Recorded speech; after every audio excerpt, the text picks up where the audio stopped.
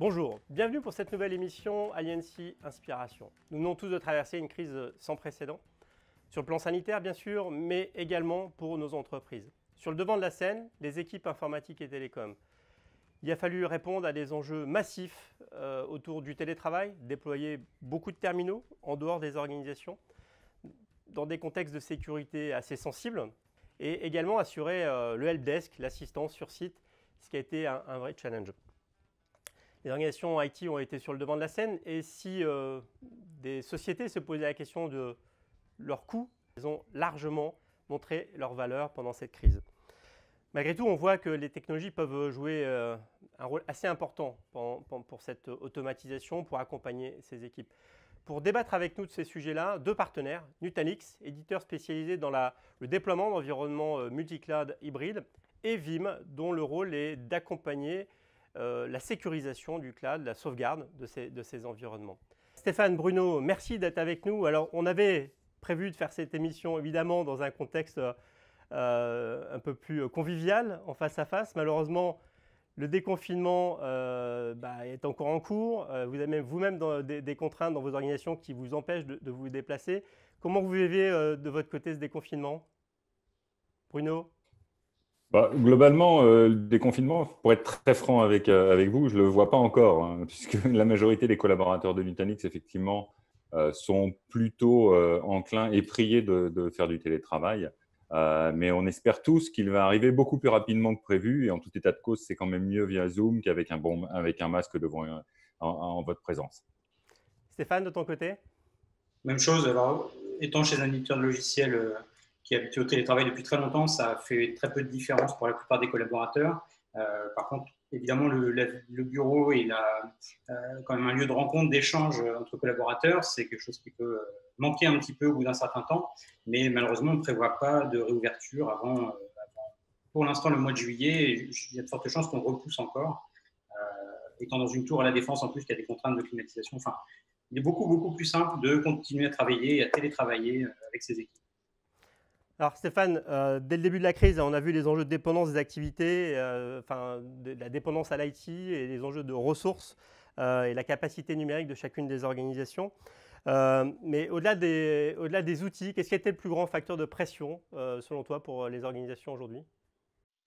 En fait, très rapidement, dès les premiers jours, et nous, en tant qu'observateurs, hein, on était assez bien placés pour se rendre compte déjà de la pression dans les secteurs IT de nos clients, puisque les gens étaient difficilement joignables. Ils étaient en phase les premiers jours plutôt d'inventaire de quels étaient les outils à disposition, comment est-ce qu'on allait pouvoir mettre en place de la continuité d'activité, du télétravail.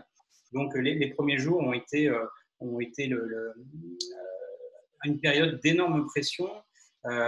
Et au cours de ces inventaires, on s'est rendu compte aussi qu'il y avait beaucoup d'interdépendances qu'on ne maîtrisait pas ou qu'on n'avait pas réellement détecté avant. Alors, je vais donner un exemple tout simple qui n'a rien à voir avec l'IT, mais on a un de nos clients qui est minotier, donc producteur de farine. Évidemment très sollicité au début de crise avec la pénurie de farine qu'on a pu connaître. Donc, leur secteur était un secteur prioritaire, ils ont pu continuer à tourner. Ils ont tourné quasiment jour et nuit. Le problème étant que les machines très sollicitées avaient un taux de panne évidemment qui a augmenté, mais leurs fournisseurs de pièces de rechange, eux, n'étaient pas un secteur prioritaire. Donc la moindre panne mettait à l'arrêt leur production qui, elle, pourtant était prioritaire. C'est un petit peu ce genre de dépendance invisible, on va dire, tant qu'on n'est pas dans le dur, dans la crise, qui se sont révélées également pour les DSI et nos clients. Bruno, de ton côté? Oui, je suis complètement d'accord avec Stéphane et je rajouterais qu'après la période d'inventaire, il y a eu un deuxième phénomène qui est vraisemblablement lié à des opérations un peu plus basiques, un peu plus simples, qui est des opérations d'accès et des opérations de maintenance et d'accès au site. J'ai par exemple un client qui m'a dit que pour remplacer un équipement ou une petite pièce, ça a mis plusieurs semaines plutôt que quelques heures. J'ai un partenaire la semaine dernière qui m'a expliqué que ses entrepôts étaient lui-même remplis de matériel et d'équipements parce qu'il avait tout simplement il était dans l'incapacité de livrer ses propres clients. Donc, il y avait un vrai problème d'accès et de disponibilité des ressources IT pour faire des opérations extrêmement simples qui ne sont absolument pas un sujet en temps normal. Pourtant, on peut dire quand même que les équipes IT sont habituées à mobiliser les ressources informatiques pour faire face à ces enjeux, à ces pics d'activité. Bruno? C'est vrai qu'ils le sont. C'est vrai qu'ils le sont. D'ailleurs, c'est les premiers à avoir été équipés dans les entreprises d'équipements de solutions de télétravail pour leur permettre d'opérer à distance. Mais le phénomène, c'est pas trop sur les outils pour les équipes IT. Le phénomène, c'était vraiment sur la présence et le nombre des équipes IT opérationnelles et capables de faire les gestes au quotidien, dû au congé maladie, aux enfants à disposition qui devaient être gardés par les collaborateurs. Si on rajoute à ça le fait qu'un certain nombre d'entreprises ont demandé à certains de leurs collaborateurs de solder des congés avant la fin mai, si on y rajoute encore le fait que il y a des vraies problématiques de déplacement, il y avait des vraies problématiques de déplacement dans les data centers avec tous les processus et les règles d'accès à ces data centers. On s'est retrouvé avec certains clients qui me disaient qu'ils étaient à la limite du burn-out parce que la charge de travail explosait, alors que le nombre de ressources pour traiter cette charge était en diminution constante. Là, on a vu ces incohérences. Stéphane, ton point de vue sur ce sujet? Oui, je suis d'accord avec Bruno sur le fait que les équipes elles-mêmes étaient très bien préparées, équipées en tout cas, pour travailler à distance. Par contre, dans les fonctionnements, les process eux-mêmes, dans les équipes infrastructures, notamment sur la façon d'approvisionner, sur les choix d'architecture. On a l'exemple de clients qui travaillent avec un constructeur depuis des années et est habitué à rajouter de la capacité de façon quasi trimestrielle. Parce que c'est un modèle qui est en place depuis plusieurs années et qui n'était pas remis en cause jusqu'à maintenant. Et donc, effectivement, les systèmes d'information, eux, ont continué leur croissance. Ça ne s'est pas arrêté comme par magie. Mais ce modèle où j'ai besoin d'ajouter de la capacité supplémentaire très, très régulièrement pour faire face à cette croissance, s'est trouvé complètement grippé avec des soucis d'approvisionnement, l'impossibilité d'accéder au data center, comme le disait Bruno tout à l'heure. Et donc, il a fallu effectivement, dans l'urgence, concevoir d'autres façons, ou en tout cas ajouter une corde supplémentaire à son arc. Cette corde, ça a bien souvent été justement l'utilisation des clouds publics, que ce soit des acteurs hyperscalers américains bien connus ou des acteurs français qui ont des offres très solides également. Alors, cette période, selon certaines organisations IT, a permis aussi de montrer à quoi avaient servi les investissements portés jusqu'à ce jour. Mais selon vous, dans cette période, quelles sont vraiment les technologies qui sont le plus révélées dans les entreprises et les organisations en fait? En fait, ce que j'ai pu remarquer, ce que nous, on a pu remarquer chez Nutanix, chez nos clients, c'est qu'en premier lieu, quelles que soient les technologies, quels que soient les environnements, elles doivent simplement apporter de manière quantifiable une diminution très significative des opérations IT manuelles. Donc, ça passe bien évidemment par des technologies les plus simples à installer et opérer, mais aussi et surtout totalement automatisables ou automatisées. Et quand on parle de technologie simple à installer et à opérer, vraisemblablement la technologie la plus simple à installer et à opérer, c'est celle qu'on n'installe pas et n'opère pas, à savoir le multi-cloud public, ce qu'expliquait Stéphane tout à l'heure. On a vu vraiment l'émergence de cloud public, d'infrastructures de multi-cloud public, typiquement pour mettre en place des postes de travail virtualisés. Mais aussi, j'ai un client qui a vu le phénomène, commence aujourd'hui à réfléchir à une solution de PRA as a service dans le cloud public, que ce soit un hyperscaler d'ailleurs ou un service provider international ou français. Et puis la deuxième technologie, vraisemblablement, c'est tout ce qui permet de diminuer les opérations IT manuelles. Tout ce qu'il est possible d'automatiser en termes d'opérations IT pour que les processus puissent prévenir d'eux-mêmes des événements qui n'arrivent, réagir sur les événements avant qu'ils n'arrivent, mais aussi réagir aussi aux événements qui peuvent se passer, s'auto-configurer en fonction d'une qualité de service souhaitée, anticiper autant que faire se peut et aussitôt que possible les évolutions des infrastructures. Enfin, toutes ces technologies permettent réellement de diminuer la pression sur les ressources IT. Alors, voilà, on n'oppose pas ces technos à la ressource IT. La ressource est tout aussi importante et clé, mais par contre, elle assiste, elle permet d'automatiser et ça la soulage quand même de manière extrêmement concrète. Exactement. Stéphane? Alors, je rajouterais une dernière tendance technologique lourde qu'on a pu voir émerger ces dernières années, ça fait déjà plusieurs années, mais qui a montré toute sa pertinence dans la période passée. C'est ce qu'on appelle le software defined, c'est-à-dire la capacité à utiliser des matériels banalisés et utiliser le logiciel pour créer des fonctionnalités avancées de réseau, de stockage, etc. etc. L'intérêt de ces technologies, c'est qu'effectivement, combiné à l'automatisation dont parlait Bruno à l'instant, on a pu voir chez certains de nos clients d'ailleurs des équipes qui habituellement de 12 administrateurs système par exemple pour l'infrastructure, qui étaient réduites à 3 parce qu'une bonne partie était au chômage partiel. Ces méthodes de software defined ont permis de faire des montées en charge ou des mises à l'échelle de l'infrastructure à ressources constantes. Ce n'est pas parce qu'on a triplé, quadruplé le nombre de ressources, d'instances, de VPN de son infrastructure, de par cette nature logicielle, on n'a pas eu à tripler, quadrupler les équipes. Un exemple, l'exemple ultime, je pense, c'est probablement Zoom, que tout le monde connaît très bien maintenant. Zoom, ça repose sur un cloud public. Leur activité a été multipliée par je ne saurais pas donner le chiffre exact, mais par plus de 1000. Ce n'est pas pour ça que les équipes ont été multipliées de la même façon. Donc, les technologies cloud qui ont été utilisées, l'automatisation, le software defined ont permis une mise à l'échelle extrêmement simple et rapide des infrastructures sans nécessiter plus de ressources humaines et matérielles.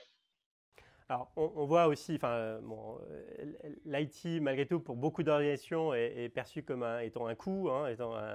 Et donc, dans les organisations qui ont vécu un choc IT et qui n'ont pas nécessairement pu être aussi agiles qu'il aurait fallu, qui il faut convaincre aujourd'hui, selon vous et puis, dans le prolongement, on sait qu'on va être dans un contexte économique sans précédent, avec des restrictions fortes. Donc, comment les organisations vont pouvoir préserver une capacité d'investissement pour aller vers les solutions et les enjeux que vous décrivez? Je pense que les DSI eux-mêmes ne sont pas à convaincre. Beaucoup de DSI étaient déjà convaincus de la nécessité de mettre en place un certain nombre de technologies, fondamentalement qu'on a évoqué tout à l'heure. Je pense que pour beaucoup, c'est les CTO qui ont souvent des équipes qui pourraient être réfractaires en fait à de tels dispositifs ou à de telles technologies qu'il faut arriver à convaincre. Malgré tout. Exactement, qu'il faut arriver à convaincre. Mais je pense que la situation que tout le monde a vécue aujourd'hui va définitivement les convaincre qu'il faut aller dans ce sens, même si dans certains cas, ils sont un peu jugés partis, puisque pour ces nouveaux investissements, ça remet en cause aussi leurs équipes. Enfin, ça remet en cause leur processus au sens large. Stéphane ? Oui, je pense que ça a aussi été cette période un peu, on pourrait qualifier ça de crash test, mais ça permet de montrer aussi la pertinence de beaucoup d'investissements qui ont pu être faits ces dernières années par les entreprises qui avaient déjà engagé cette transformation, de les valider à grandeur nature, donc de donner raison un peu a posteriori de ces différents choix. Je pense que ça va être une incitation aussi pour les entreprises qui sont un peu moins avancées dans cette transformation pour engager le même type de transformation. Ce n'est pas forcément quelque chose qui va générer des coûts supplémentaires. Si les choses sont faites de façon pensée, de façon anticipée, on peut le faire à coût constant, on peut même trouver des gains dans l'utilisation. C'est une promesse commerciale, Stéphane, on peut aussi faire des économies? Oui, on peut faire des économies ou dépenser 3 fois trop. Il n'y a pas de règle dans l'histoire. Il faut effectivement ne pas foncer tête baissée et après avoir été réfractaire, foncer tête baissée dans les technologies cloud publiques qui peuvent s'avérer très coûteuses si on ne les maîtrise pas. Donc, il faut auparavant bien choisir, bien sélectionner les technologies, bien être capable de mesurer ce qu'elles vont coûter. Ça peut aussi être une très mauvaise surprise si on ne le maîtrise pas. Mais ce n'est pas forcément un coût supplémentaire. Et les bénéfices qui ont été prouvés par ces différentes technologies vont aussi être une justification assez simple à ces investissements. Moi, je rajouterais quelques… Excuse-moi. Non, je t'en prie, Bruno, tu as la parole. Je vais te faire travailler après, donc vas-y. Non, ça marche. Quelles que soient les technologies, en fait, il faut prendre les technologies au sens large d'automatisation, de multi-cloud. Mais cloud, c'est public, privé, multi-cloud, service provider.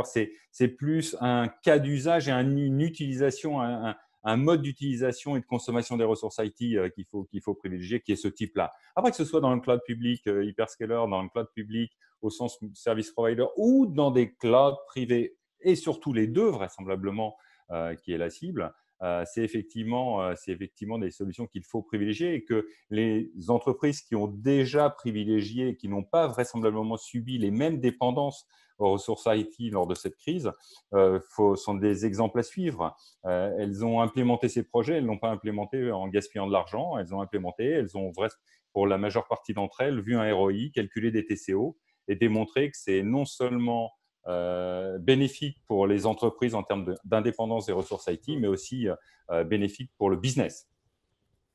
Super.